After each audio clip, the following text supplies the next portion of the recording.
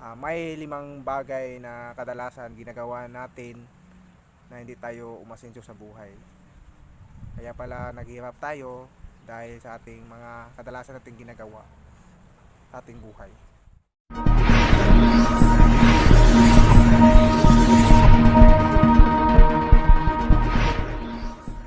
Good morning guys, magandang araw po sa inyo guys. Ah, may papayo ka lang sa iyo sa inyong taon na 2025. Habang maaga pa, dapat natin baguhin ang ating sarili, ating lifestyle. Kaya nga dapat natin i-give up ito o iwasan o bawasan mo man lang padandahan hanggang sa makuha natin. Una-una, kadalasan kasi hindi umasin sa ating sarili, ating buhay ay una-una yung bisyo. Mga hilig natin, mga mga bagay na hindi natin maiwan-iwan, pag-inom at pagsigarilyo. At kasali na yung iba mga ganyan, mga nag-ana, kaya hindi umasenso kasi hindi nila maiwan yan sa kailang kahiligan. Kaya hindi makaipon, hindi makaplano ng maigi sa magandang mga kinabukasan nila sa kanilang pamilya o sa nilang mga gusto nilang pangarap kasi sobra-sobra ang kanilang ginagawa kasi dahil sa bisyo mauubos ang pera. Madaming na tao nasisira sa bisyo, madaming nasisira buhay niyan. Ikalawa, kadalasan na hindi umasenso ang isang tao dahil sa materialistic. Yung materialistic ibig sabihin ay luho. Hindi marunong makontento sa mga bagay na kanyang naaabot, gaya ng bagong damit, bagong bili, bagong mga kagamitan, bagong anong na meron sa kanya na wala sa iba, pang ipasigarbo o pagmayayabang niya sa kanila. Hindi pa ron, materialistic, hilig sa mga bagay na hindi naman importante, bili-bili. May mabuti naman, di lahat. Pero kadalasan kasi ang kahiligan ng ating mga Pinoy mapayabang, may biling bagong mga bagay na bibili nila.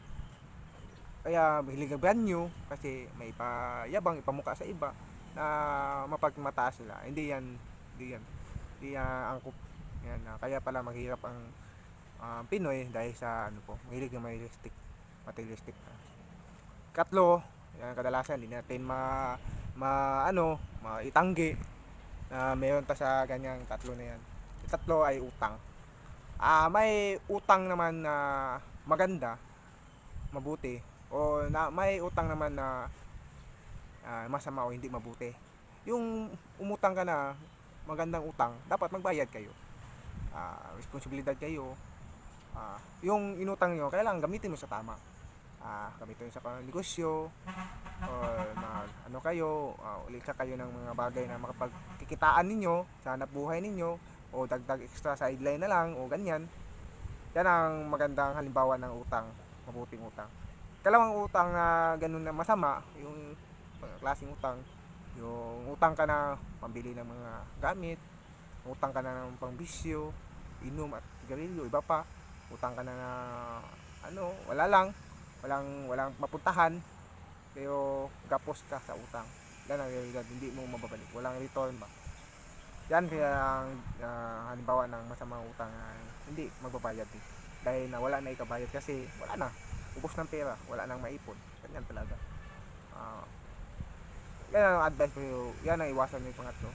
Pagkapat, kadalasan kasi sa iba, palaging magbadali sa love life, pag-ibig, syuta man, partner o uyab-uyab ba, hindi pa kasal, hindi dapat angkop yan sa atin kasi hindi pa handa eh.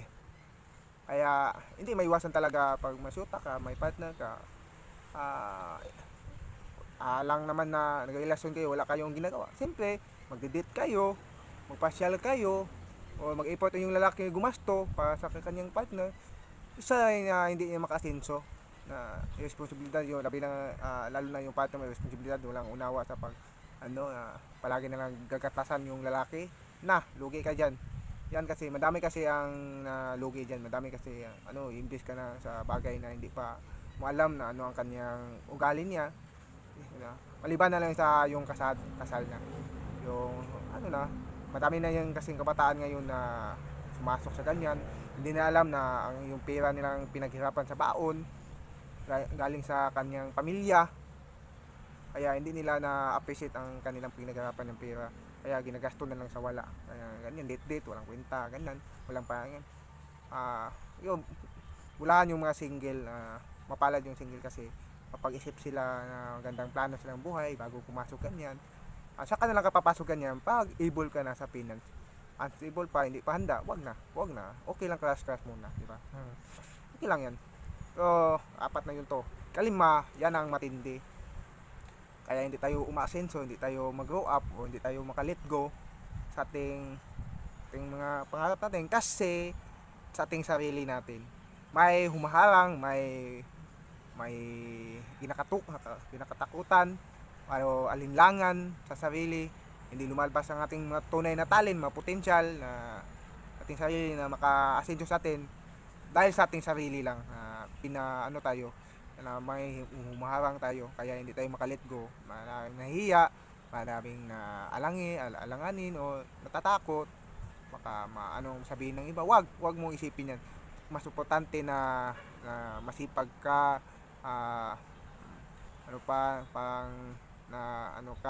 lumalaban ka sa sarili. Dapat labanan mong isipan mo yung sarili mo. Yan kasi ang makapag sa'yo na hindi ka umasenso. Yan mga iba, madami pang iba, pero 5 yung binanggit ko na major talaga kadalasan sa atin. Tignan mo yung mga taong successful, di ba? Nagsikap sila na galing sila sa walang wala, kasi dahil sa kanilang posige sa buhay, kaya successful sila. Sana ngayon na year of 2025, sana matagumpay kayo sa inyong pangarap niyo. Huwag kayong susuko. Huwag kayong kasi bahala sa buhay niyo. Mas masakit na tayo ay mabuhay tayo sa mahirap, at mas masakit din ang mamatay sa hirap. Hindi na yung kasalanan ng iba, kasalanan na natin yan. Bakit hindi tayo napursige na baguhin ang sarili? Yan lang ang aking ma-advise ko sa inyo guys sa ngayon ito. Dapat baguhin na. Huwag kang papayag na hanggang sa bata pa, itong edad na to, hanggang sa matanda, ganun pa rin ang buhay nyo. Huwag kayong papayag yan. Dapat baguhin yung lifestyle nyo. At sana may matutunan kayo. Salamat po. God bless. Follow and subscribe guys. Thank you sa inyo lahat. Thank you.